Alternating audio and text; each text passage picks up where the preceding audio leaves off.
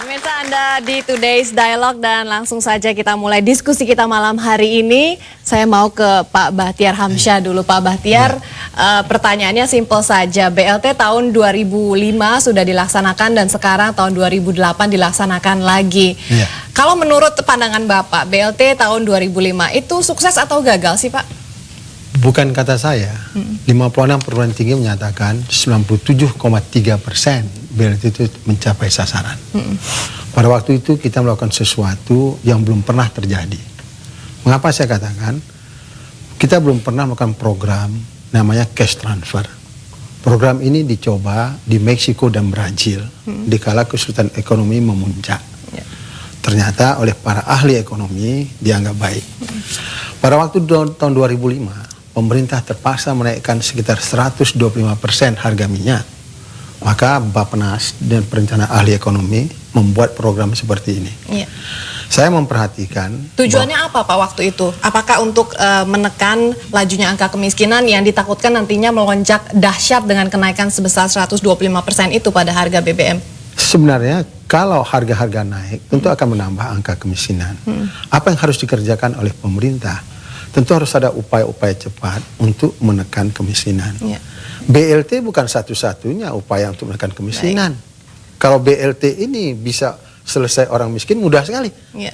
14 triliun, lantas semua orang tak miskin lagi. Tapi pelaksanaan program BLT ini diadopsi kembali tahun 2008. Dengan kata lain, pemerintah meyakini bahwa sebenarnya program BLT tahun 2005 tersebut plus minus sukses dong Pak ya? Iya, ini kata 56 perguruan tinggi. Berarti kalau untuk menekan laju angka kemiskinan ini seperti yang diindikasikan oleh salah seorang menteri bisa membantu menekan laju angka kemiskinan, itu sebenarnya salah dong Pak Bahtiar. Karena kalau kita lihat dari data yang tersedia dari BPS sendiri, tahun 2005 jumlah orang miskin di Indonesia ada 35 juta, sementara tahun 2006 setelah pemberian BLT malah melonjak menjadi 39 juta, itu menambah 4 juta jumlahnya Pak. Tidak, yang dikatakan oleh saya tidak tahu menteri mana yang mengatakan. Tidak ada BLT satu-satunya obat untuk menyelesaikan kemiskinan. Baik.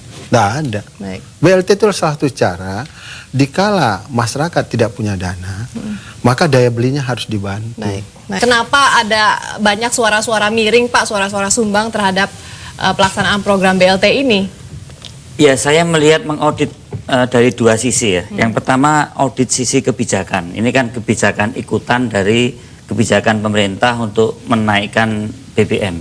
Yang tentunya dari segi kebijakannya sendiri dari PDI Perjuangan, bahkan mayoritas dari DPR sampai saat ini di DPR masih sebagian besar menolak tentang kenaikan itu. Tentang kebijakan ikutan mengenai program BLT ini, jelas sekali ada kecenderungan dilihat itu hanya kebijakan charity, dan saya melihat hampir semua kebijakan charity itu menimbulkan suatu tingkat ketergantungan dan semangat selain ketergantungan adalah semangat pengemis. Walaupun jumlah yang meleset dari sasaran hanya berdasarkan data 5%, berarti 95% tepat sasaran dan bisa dikatakan tingkat success rate-nya itu 95%. Saya kira itu debatable mengenai masalah keberhasilan tentang subsidi ini.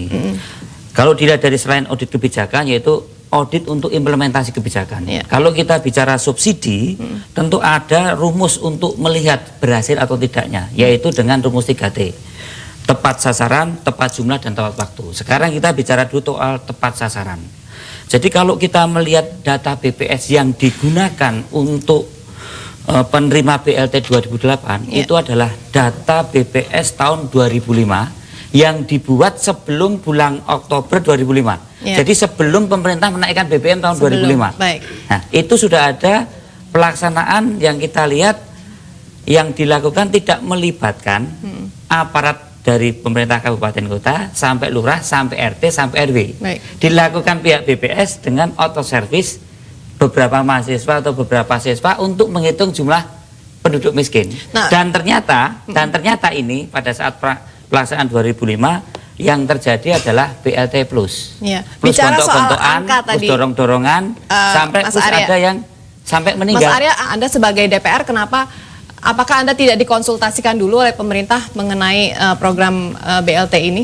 Ya, saya kira ini sekarang berkembang mewacanakan untuk mengusulkan adanya satu hak angket, yaitu hak penyelidikan, untuk melihat kembali kebijakan pemerintah maupun implementasi ini, benar salahnya, acuannya, apakah ini benar-benar atas dasar hal yang realistis. Berarti atau tidak dilibatkan ya Pak Arya? Sampai hari ini belum ada.